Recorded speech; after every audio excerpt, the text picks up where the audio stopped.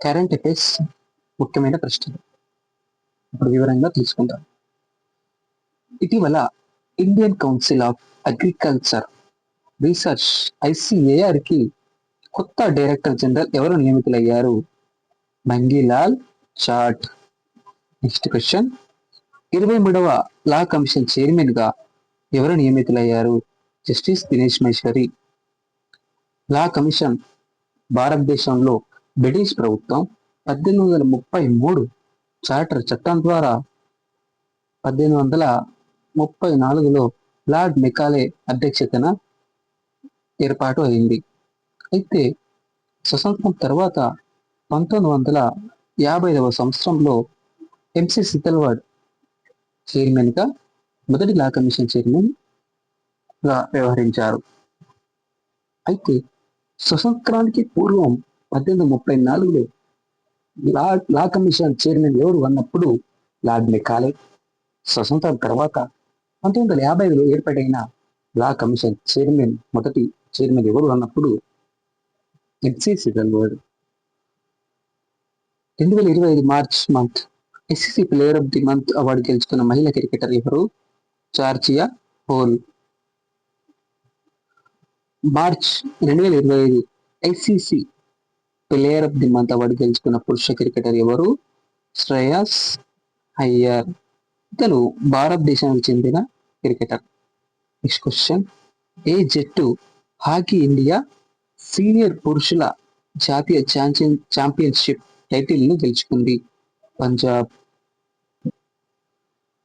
ప్రపంచవ్యాప్తంగా ప్రతి సంవత్సరం ప్రపంచ ఆరోగ్య దినోత్సవం వరల్డ్ హెల్త్ డే ఏ తేదీన జరుపుకుంటారు?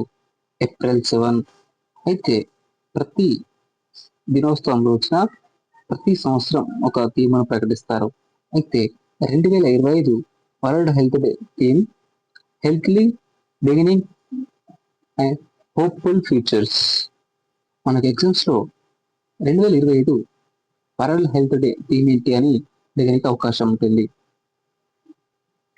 ఇటీవల pension fund regulatory and development అథారిటీకి కొత్త చైర్మన్ గా ఎవరు నియమితులయ్యారు? శివ సుబ్రహ్మణ్యం రామన్. ఈ pension fund regulatory and development authority headquarters న్యూఢిల్లీలో ఉంది.